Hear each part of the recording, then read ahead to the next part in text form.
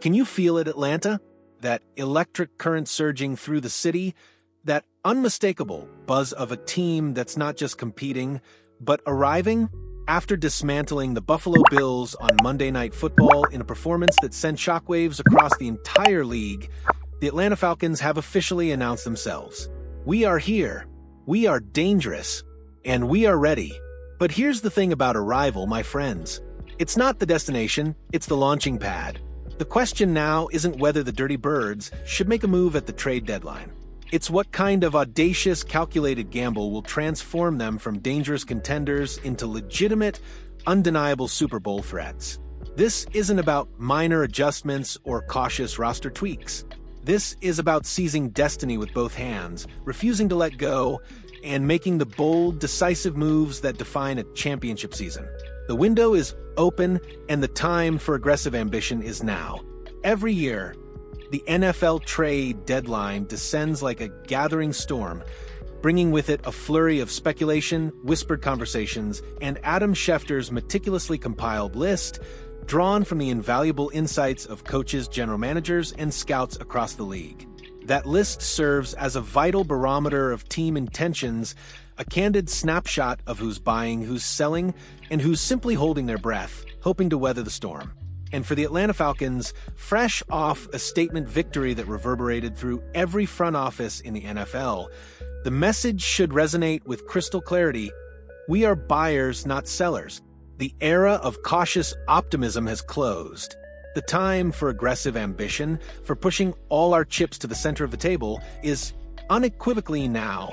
But what does being a buyer truly mean for a team with legitimate playoff aspirations? A team that has tasted victory and hungers for more. It means identifying those elusive missing pieces, the critical upgrades that transform a strong roster into an unstoppable force. And sometimes the first hint of such a move doesn't arrive with a blockbuster announcement or a flurry of tweets, but rather from a subtle shift on the sidelines. A silent signal understood only by those with veteran intuition, by those who have watched this game long enough to read between the lines.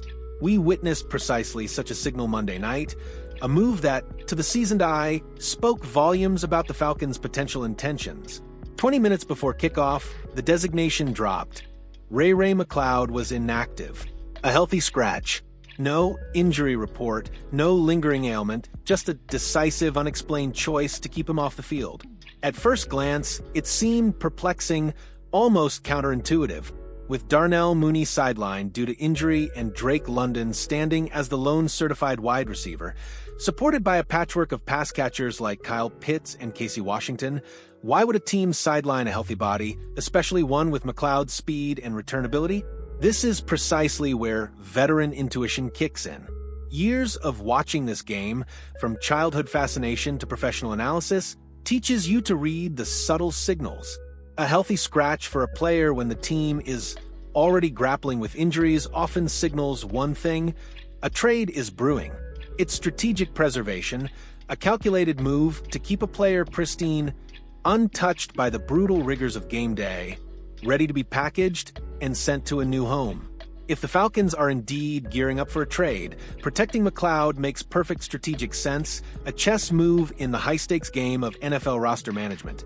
So, if a wide receiver trade is on the horizon, if we're looking to inject explosive talent into our passing game, who are the potential targets that could ignite this offense and truly elevate us?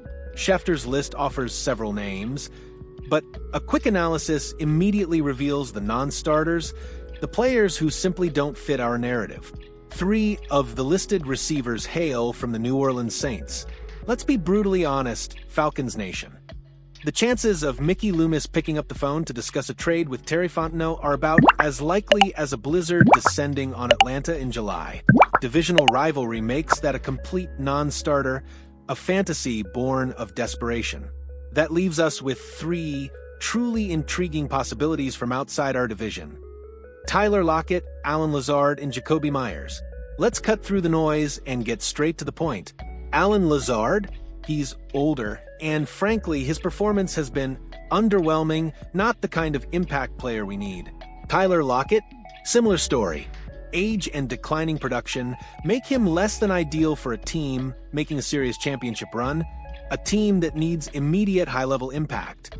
Which brings us to the most compelling option on the board, the player who could truly transform our receiving core, Jakobi Meyers. Meyers, at 29 going on 30, isn't exactly a spring chicken, but he's far from old in the grand scheme of NFL receivers, still firmly in his prime. More importantly, he's a player who absolutely does not drop the ball. He's currently the clear number one option for the Las Vegas Raiders, an organization that, in my humble opinion, is a dumpster fire looking to sell off assets and rebuild, making him a prime candidate for a move. While I wouldn't label Meyers a true WR1 in the mold of Davante Adams or Justin Jefferson, he's an exceptionally good number two, a reliable, consistent, and tough-as-nails receiver. His season stats speak volumes about consistent production. 29 receptions through roughly 6 games, averaging over 4 catches per contest for 329 yards. He's a reliable chain-moving receiver who consistently delivers, making crucial catches in traffic and moving the sticks. Now imagine the possibilities. With Darnell Mooney's injury concerns, bringing in Meyers would create an absolutely insane trio. Picture it: Drake London, Jakobi Meyers, and a healthy Darnell Mooney. Name a better receiving core in the league right now. I'll wait. The synergy, the complementary skill sets, the sheer versatility. It would be an absolute nightmare for opposing defenses, forcing them to pick their poison on every single snap. They couldn't bracket London without leaving Waddle or Meyers, in this case, in single coverage. They couldn't take away the deep ball without exposing the intermediate routes. They couldn't commit to stopping the run without facing a barrage of elite receiving talent. It would be absolutely devastating, a strategic masterpiece. Raheem Morris and Terry Fontenot need to get on the phone. Arthur Blank needs to sign that check. This is the kind of move that transforms good offenses into unstoppable ones, the kind of move that signals true championship intent. Let's examine the true pros and cons of acquiring Jakobi Meyers. On the positive side, he's a true number 2 receiver with sure hands. I spoke with Mitchell Renz, our Raiders correspondent, who emphatically stated that Meyers never drops the ball. If it hits his hands, he's catching it. 0 drops in 2024, a testament to his unwavering reliability. He's an NFL veteran with a wealth of experience, capable of seamlessly integrating into any offensive system and delivering immediate production. However, there are legitimate concerns. At 29, his prime years are ticking away, meaning Atlanta would likely only get a few more seasons of top-tier production before potential decline begins. Then there's the contract. Rumors have floated numbers around $23 million per year, which is far too rich for a player of his caliber. His sweet spot is closer to $16 to $18 million annually. This leads us to the biggest hurdle: cap space. According to Over the Cap, the Falcons are projected to have a mere $5 million in available cap space in 2026. A long-term deal for Meyers seems almost entirely out of reach unless significant roster changes are made. Would Meyers be a rental? A 1-year prove-it deal for $18 million with the understanding that other players might need to be let go in free agency? It's a high-stakes gamble, but one that could pay massive dividends if it solidifies a deep playoff run. So, what would a realistic trade package look like? I discussed this extensively with Mitchell Renz, who initially suggested a 3rd-round pick. My response was immediate: too expensive. But what about a 4th-round pick and Ray-Ray McCloud? Here's the proposal. The Falcons send a 4th-round pick and McCloud to the Raiders in exchange for Jakobi Meyers and a 2026 7th-round pick. Atlanta upgrades significantly at receiver and even recoups a late-round pick, maintaining future draft capital. Why would the Raiders agree? It gets Meyers' substantial contract off their books, providing much-needed cap relief. They acquire a valuable 4th-round pick, crucial for a team in rebuild mode, and they get McCloud, who primarily plays out of the slot, the exact role currently occupied by Meyers. It's a win-win scenario. The Falcons get the receiver they desperately need. The Raiders get draft compensation and a serviceable replacement. Both teams address key needs, making this a truly viable and impactful deal. Now, let's briefly address another persistent rumor that's frankly become tiresome: Kirk Cousins. Schefter's list included him as the lone quarterback trade target. But let's be clear, quarterback is the highest commodity in the NFL, and many other QBs could theoretically be moved. However, does a Kirk Cousins trade truly fit the framework of this deadline? Winning teams bolster their rosters for playoff runs, while losing teams stockpile draft picks. Where does Cousins fit? Yes, there are quarterback-needy teams.